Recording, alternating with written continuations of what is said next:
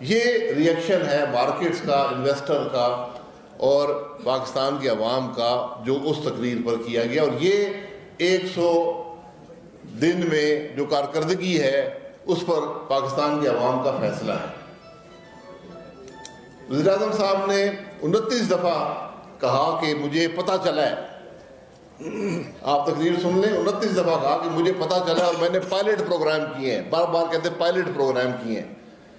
یہ پتہ چلا ہے، آپ تقریر سن لیں، 29 دفعہ کہا کہ مجھے پتہ چلا اور میں نے پائلٹ پروگرام کیے ہیں، بار بار کہتے ہیں پائلٹ پروگرام کیے ہیں۔ یہ کون سے پائلٹ پروگرام تھے، کہاں پر کیے گئے، کس نے کیے، کس کے خرچے سے ہوئے، کیا مقصد تھا، اس کے بارے میں کوئی ذکر نہیں ہے، اور بار بار کہا کہ پتہ چلا ہے۔ اور سب سے پہلے ان کو پتہ چلا، ان کی اہلیہ محترمہ نے بتایا کہ آپ وزیر اعظم بن گئے ہیں، تو یہ انکشاف ان پر ہوا کہ وزیر اعظم بن گئے ہیں۔ اس کے بعد انہوں نے ملک کے معاملات حل کرنے کے لیے 3 سلوشنز دیے ہیں، اور سب سے پہلے آپ کو کٹے پالیں اور سبسڈی ملے گی۔ یہ ملک کی وزیر اعظم نے بتایا ہے کہ بھینس کی جو بچی ہوتی ہے وہ دودھ پی جاتی ہے اور کٹے کو کچھ نہیں ملتا تو کٹے کو ذبح کر دیتے ہیں، تو اب آپ کٹے پالیں اور حکومت آپ کو سبسڈی دے گی اور ملک کی معیشت انشاءاللہ بہتر ہوگی۔ دوسرا، آپ دیسی مرغ پالیں۔ دیسی مرغ، انہوں نے یہ نہیں بتایا کہ انڈا پہلے آئے گا یا مرغ پہلے آئے گا، لیکن حکومت آپ کو انڈے بھی دے گی اور چوزے بھی دے گی، اور نہ صرف انڈے اور چوزے دے گی بلکہ انشاءاللہ ٹیکے بھی لگا کے دے گی آپ کو۔ تو یہ نہیں بتایا کہ ٹیکے انڈے کو لگیں گے یا مرغ یا چوزے کو لگیں گے، لیکن ٹیکے بھی لگا کر۔ تو یہ دوسرا حل انہوں نے ملک کی معیشت کا نکالا ہے۔ اور تیسرا، ٹورزم ہوگی، ٹورزم، اسلامک ٹورزم بھی ہوگی، تو بیچ 1000 میل کے ہمارے بیچز ہیں تو وہاں پر اسلامک طرز کے ٹورزم بنائی جائے گی، اور ریلیجیس ٹورزم ہوگی، جس طرح کرتارپور میں انہوں نے سکھ یاتریوں کو اجازت دی ہے اس سے، اور پہاڑی علاقے میں ٹورزم ہوگی۔ تو یہ 3 حل انہوں نے پیش کیے ملک کی معیشت کو بہتر کرنے کے لیے۔ اس کے ساتھ ساتھ انہوں نے کرپشن پر بڑی بات کی، کرپشن، منی لانڈرنگ اور چوری روکنے کے لیے۔ یہ ہم نے پہلے بھی کہا ہے، ہم اس ایفرٹ کے ساتھ ہیں، ہم چاہتے ہیں ملک میں احتساب ہو، منی لانڈرنگ رکے، اور جو چور ہیں جنہوں نے ملک میں ٹیکس چوری کی ہے، جنہوں نے ملک سے پیسہ باہر لے کر گئے ہیں، ان کے نام عوام کے سامنے آئیں اور ان کے خلاف کارروائی ہو۔ اور انہوں نے کہا کہ 26 ملک بشمول سوئٹزرلینڈ کی بات بار بار انہوں نے کی کہ ہم نے وہاں پر ہم نے معاہدے ان سے کر لیے، اور ہمیں پتہ چل گیا ہے کہ 11 ارب ڈالر جو ہیں وہاں پر پاکستانیوں نے منی لانڈرنگ کے ذریعے بھیجے ہیں۔ تو میں سمجھتا ہوں یہ حکومت کی بہت بڑی کامیابی ہے۔ تو وہ ذرا یہ بتا دیں کہ وہ کون سے ملکوں میں پیسے 11 ارب ڈالر ہیں اور کس کے ہیں، اور فوری طور پر ان لوگوں کو کے خلاف کارروائی کی جائے۔ نیب موجود ہے، FIA موجود ہے، ان کو گرفتار کیا جائے، کیونکہ ہماری حکومت نے ایک ٹیکس ایمنسٹی اسکیم دی تھی، اس میں پاکستان کے عوام کو موقع دیا تھا کہ جو اثاثے ان کے پاس ہیں جو ٹیکس نیٹ میں نہیں ہیں ان کو ڈکلیئر کر دیں اور ٹیکس نیٹ میں شامل ہو جائیں۔ تو اگر کسی نے وہ اثاثے یا وہ رقم ڈکلیئر نہیں کی اور عمران خان صاحب نے پتہ کر لیا ہے کہ کہاں پر ہے، کیونکہ بار بار کہا جی مجھے پتہ چل گیا، اور مزید انفارمیشن بھی ان کے پاس آ رہی ہے، مزید معلومات بھی ہر روز ان کو ملتی ہیں، کہاں سے ملتی ہیں یہ نہیں بتایا، کیا ملی ہے یہ نہیں بتایا، تو وہ یہ ضرور بتا دیں کہ کس کی رقم ہے، کس کے پاس ہے۔ صرف خیال یہ کر لیں کہ کوئی رشتہ دار نہ اس ملک کا آ جائے، کوئی کابینہ کا ممبر نہ آ جائے، تو یہ میں ان کو مشورہ دوں گا، پہلے یہ چیک کر لیں کہ کوئی رشتہ دار یا کابینہ کا ممبر نہ ہو جس نے رقم باہر رکھی ہوئی ہو۔ پھر انہوں نے بڑا زور دیا کہ اقامے والوں کی انفارمیشن ہمیں نہیں مل رہی۔ یہ بڑی عجیب بات ہے، اگر اقامہ تو کوئی پرماننٹ ریزیڈنٹ شپ نہیں ہوتی تو اقامے کی انفارمیشن بھی ضرور ان کو ملنی چاہیے، اور جس ملک نے ان کو نہیں انفارمیشن دی اس کو ضرور کہیں کہ اقامے والے لوگ جو ہیں، جو اقامہ جو پاکستانی جاتا ہے بیرون ملک کاروبار کرنے یا نوکری کرنے، وہ اقامہ رکھتا ہے تو اس کی انفارمیشن بھی، کیونکہ وہاں کا وہ شہری نہیں ہوتا، اس کی انفارمیشن بھی پرووائڈ ہونی چاہیے۔ تو یہ بڑا ضروری ہے کہ یہ تمام چیزیں، یہ حقائق پاکستان کے عوام کے سامنے آئیں، یہ رقم واپس لائی جائے اور جن لوگوں نے یہ رقم رکھی ہے ان کے خلاف جو ہے وہ کارروائی کی جائے۔ اسی طرح انہوں نے کہا کہ 30 ارب سے زیادہ کے اثاثے جو ہیں وہ بیرون ملک موجود ہیں، منی لانڈرنگ ہوئی ہے۔ ہم مکمل طور پر منی لانڈرنگ کی اس مہم میں حکومت کے ساتھ ہیں اور پاکستان کے عوام کے سامنے یہ تمام حقائق رکھنے چاہیے کہ یہ منی لانڈرنگ کہاں پر ہوئی۔ صرف بات اتنی ہے کہ یہ بار بار چوری کی باتیں کر کے، منی لانڈرنگ کی باتیں کر کے، کرپشن کی باتیں کر کے، جس کی کوئی آج تک نہ ثبوت کسی کے سامنے آیا ہے نہ کوئی حقیقت آئی ہے، یہ ملک کی بدنصیبی ہے کہ ہم اپنے ملک کی بدنامی خود کر رہے ہیں۔ ہم خود یہ کہہ رہے ہیں کہ ہمارے ملک میں چوری ہو رہی ہے، ہم اس کو روک نہیں سکتے، اور اس کو روکنے کی کوئی بات یہاں پر نہ کی گئی۔ اس میں جو بات ہوئی کہ ہم نیب ہمارے کنٹرول میں نہیں ہے، ہم تو ایک بھرتی نیب میں نہیں کر پائے۔ بڑا افسوس، ہمیں بھی افسوس ہے کہ خان صاحب کوئی چپراسی نہیں بھرتی کر سکے نیب کے اندر۔ اللہ تعالیٰ ان کو موقع دے تو چند چپراسی بھرتی کر لیں، لیکن قانون ملک میں موجود ہے اور ٹیکس کے قانون موجود ہیں۔ اگر جو پیسہ منی لانڈرنگ ہوتی ہے یہ سب ٹیکس چوری کا پیسہ ہے، جو ملک سے باہر پیسہ جاتا ہے ٹیکس چوری کا پیسہ ہے، یہ سب جانتے ہیں۔ ایک لفظ ٹیکس چوروں کے خلاف عمران خان کی تقریر میں نہیں تھا، اور جو مفتاح اسماعیل صاحب نے جو اکنامک ریفارم پالیسی دی تھی ہماری حکومت کی، اس کو ریورس کیا گیا اس حکومت میں۔ وہ واحد طریقہ تھا ملک میں کرپشن روکنے کا، چوری روکنے کا، منی لانڈرنگ روکنے کا، اور یہ جو اثاثے باہر جاتے ہیں، واحد طریقہ تھا جو ہم نے پالیسی دی تھی۔ آج بھی وقت ہے، اس پالیسی کو فالو کر لیں، آپ کے مسائل حل ہوں گے۔ یہ حکومت جو باتیں کرتی ہے، ابھی وائٹ پیپر بھی آپ کے سامنے آئے گا، احسن اقبال صاحب بھی بات کریں گے، رانا صاحب بھی کریں گے، تو جو وعدے کیے گئے تھے اس حکومت کے، جن سے کوئی بھی پورا نہیں ہوا، وہ ایک علیحدہ بات ہے، لیکن ان سب کے لیے آپ کو وسائل چاہیے، سوائے کٹے کی سبسڈی اور یہ مرغیوں کے ٹیکے لگانے کے، باقی سب چیزوں کی تقریباً آپ کو پیسے چاہیے ہوں گے۔ تو یہ بڑی عجیب بات ہے کہ نہ فائنانس منسٹر نے، اور سب سے بڑی جو ظلم اس ملک کے ساتھ ہوا ہے، جو ہماری اکنامک ریفارم پالیسی کو، جس کو پوری دنیا نے سراہا، اور واحد طریقہ ہے، آج بھی میں کہتا ہوں واحد طریقہ ہے، اگر آپ نے ملک کے مسائل کو حل کرنا ہے، حکومت کے ریونیوز کو انکریز کرنا ہے، وہ واحد طریقہ ہے۔ تاکہ چونکہ جو چوری ہوتی ہے، سب سے بڑی چوری اس ملک میں ٹیکس کی ہوتی ہے، ٹیکس چوروں کے خلاف اس حکومت نے آج تک کوئی بات نہیں کی۔ تو جب تک لوگ ٹیکس ادا نہیں کریں گے، جب تک لوگ رسپانسبل سٹیزن نہیں بنیں گے، یہ مسائل حل نہیں ہوں گے۔ اس کے بارے میں کوئی بات نہیں ہوئی۔ اس لیے ہم یہ چاہتے ہیں کہ یہ حقائق جو ہیں یہ پاکستان کے عوام کے سامنے آئے کہ کس کا پیسہ باہر ہے، کس نے رکھا ہوا ہے، کون سے اشخاص ہیں وہ، کیوں حکومت کارروائی نہیں کر رہی ان کے خلاف۔ اس کے بعد پاورٹی ایلیویشن کی بات ہوئی ہے۔ پاورٹی ایلیویشن ایک بس کا پروگرام چل رہا تھا، 100 ارب روپیہ سالانہ اس کی رقم تھی، آج بھی موجود ہے۔ پھر یہ وہی وسائل ہیں جو ٹیکس ریونیو سے آئیں گے، وہاں پر 324 ارب روپے کی بات ہوئی۔ بس جس لیول پہ اس وقت ہے، یہ 600 ارب روپیہ سالانہ 5 سال میں بنتا ہے، اس کو آگے بڑھایا جا سکتا ہے، لیکن وسائل کہاں سے آئیں گی اس کے بارے میں کوئی بات نہیں ہے۔ سٹنٹنگ کے بارے میں بات ہوئی، کسی نے لکھ کر دے دیا پرائم منسٹر صاحب کو، انہوں نے بیان کر دیا، انہوں نے یہ نہیں پڑھا کہ جو بجٹ مفتاح اسماعیل صاحب نے پیش کیا تھا اس میں سٹنٹنگ کے لیے 10 ارب روپیہ حکومت پاکستان نے رکھا تھا، وہ پروگرام شروع کر دیا گیا تھا۔ جو ایجوکیشن کی بات ہوئی، ہماری پالیسی کے اندر بلیغ الرحمان صاحب نے ایک 100 یعنی 100% انرولمنٹ، 100% ریٹینشن، 100% گریجویشن کا پروگرام بھی وفاقی حکومت نے صوبوں کے ساتھ مل کر یہ شروع کیا تھا، وہ بھی موجود ہیں۔ ان پروگراموں کو آگے بڑھائیں، اگر وہ خرابی ہے تو پاکستان کے عوام کو بتائیں، یہ جھوٹ بولنے سے کام نہیں چلتا۔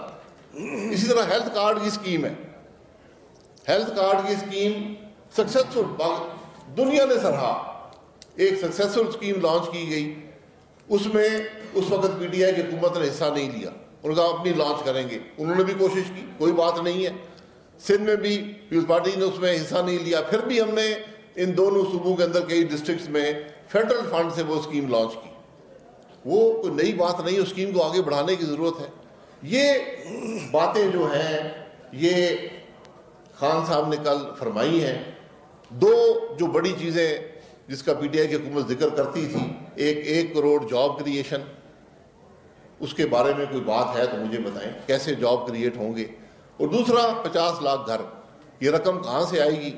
جو منیمم تخمینہ لگایا گیا ہے یہ آپ کو 5 کھرب روپے درکار ہیں، کم از کم 5 کھرب روپے آپ کو 50 لاکھ گھر بنانے کے لیے تیار ہیں۔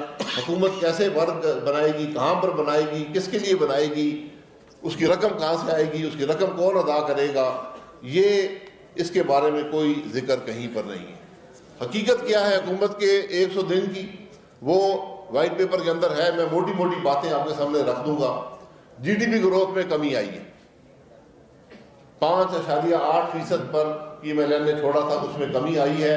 تخمینہ ہے کہ 4.5% سے کم گروتھ ہو جائے گی۔ جب گروتھ کم ہوگی جابز کہاں سے آئیں گے، ٹیکسز کہاں سے آئیں گے، ملک کے اندر ترقی کیسے ہوگی؟ یہ اس کا کوئی جواب کسی کے پاس نہیں ہے۔ افراط زر میں آپ سب جانتے ہیں، سارے محسوس کرتے ہیں کہ اس میں اضافہ ہوا ہے، اور جتنا ان 3 مہینوں میں اضافہ ہوا پاکستان کی تاریخ میں نہیں ہوا۔ جو ہمارے 5 سال ہیں، افراط زر کا ریکارڈ سب کے پاس موجود ہے، ہر شخص نے محسوس کیا۔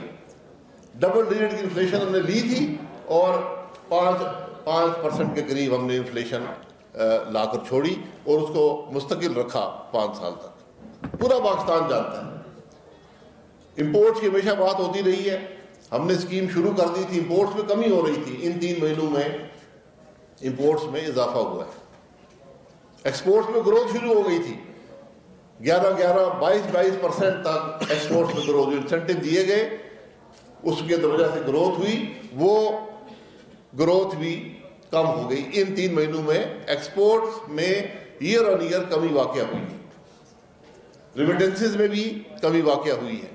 یہ سب ریکارڈ کی باتیں، یہ میرے نمبرز نہیں ہیں، یہ ہمارے جو ابھی وائٹ پیپر ہے اس کے اندر بھی ہیں، یہ حکومت پاکستان کے ڈیٹا سے نمبر لیے گئے ہیں۔ ریمیٹنسز میں کمی واقع ہوئی ہے، ریزرو میں کمی واقع ہوئی ہے۔ روپے ڈالر کی پیرٹی جو تھی، آپ حضرات نے آج دیکھ لیا کہ 8 روپیہ ایک دن میں ویلیو گری ہے، بڑی ہے ڈالر کی یا روپے کی گری ہے۔ اگر آپ صرف یہ 8 روپے ہی لے لیں، یہ پاکستان پر 600 ارب روپے کا اضافی بوجھ تو یہاں سے کریٹ ہو گیا، اور جب سے یہ حکومت آئی ہے جو ڈیویلیوشن ہوئی ہے، صرف اس کی وجہ سے 2 کھرب روپے سے زیادہ جو ہے کا بوجھ پاکستان کے عوام پر پڑ چکا ہے، قرضوں کا، اضافی قرضوں کا۔ تو یہ وہی بات ہے کہ کھایا بھی کچھ پیا کچھ نہیں، گلاس توڑا کہ 12 آنے، یہ 12 آنے والی حکومت ہے۔ اور سب سے بڑی جو عجیب بات ہے کہ پی ایس ڈی پی جو احسن اقبال صاحب 1 کھرب روپے پر لے گئے تھے، اس میں 30% سے زیادہ کمی کر کے اس کو 650 ارب پر لایا گیا ہے۔ اگر حکومت خرچ نہیں کرے گی، ملک کے مسائل حل نہیں کرے گی، ڈیولپمنٹ نہیں دے گی، تو اکانومی کیسے گرو کرے گی؟ اکانومی گرو نہیں کرے گی، روزگار کے مواقع، کاروبار کے مواقع کیسے پیدا ہوں گے؟ ان چیزوں کے کوئی جواب نہیں ہے، اور یہ خدشات ہیں آج ہمیں۔ ہم کوئی سیاسی نقطے یہاں نہیں اچھالنا چاہتے، ورنہ اتنی باتیں ہیں خان صاحب کی تقریر میں۔ میں آپ سے ضرور کہوں گا کہ آپ اس تقریر میں جو افراد پہلی رو پر بیٹھے تھے ان کے چہرے ذرا دیکھ لیں۔ آپ ٹی وی پر ان کے چہرے آتے ہیں، ذرا ان کے چہرے دیکھ لیں، جو وزراء اور وہاں لوگ بیٹھے تھے، ان کے چہروں پر کیا اثرات تھے جب خان صاحب کٹوں کی اور مرغوں کی باتیں کر رہے تھے، اور ان کے ذرا ضرور وہ چہرے دیکھ لیں، وہیں سے پتہ چل جاتا ہے کہ آج کی حکومت کیا کر رہی ہے، کیا ان کے حالات ہیں، کہاں یہ جا رہے ہیں۔ تو ملک کی بد نصیبی ہے۔ اور ایک بات پھر وہ حقیقت واضح ہو گئی ہے کہ جو الیکشن تھا وہ متنازع تھا، کہ خان صاحب کو آج تک یقین نہیں آیا 100 دن گزرنے کے بعد بھی کہ وزیر اعظم بن گئے ہیں۔ بہرحال نیا پاکستان ہے, آپ سب کو مبارک ہو. میں اسد اقبال صاحب سے گزارش کروں گا کہ کیا آپ کریں جی, اسد اقبال صاحب مزید آگے بات کریں گے.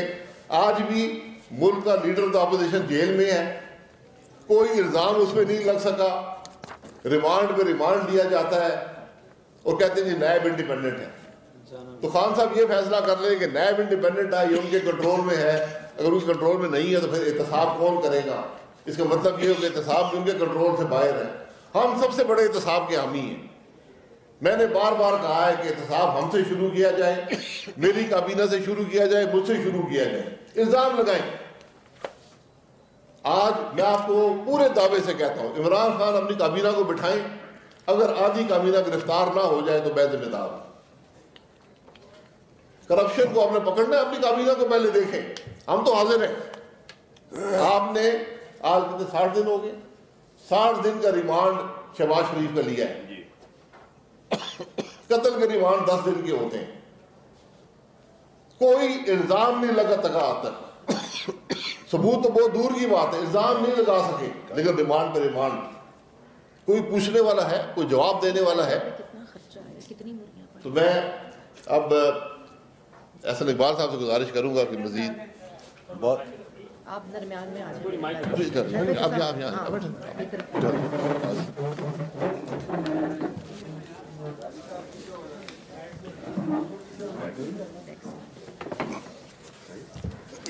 بسم اللہ الرحمن الرحیم.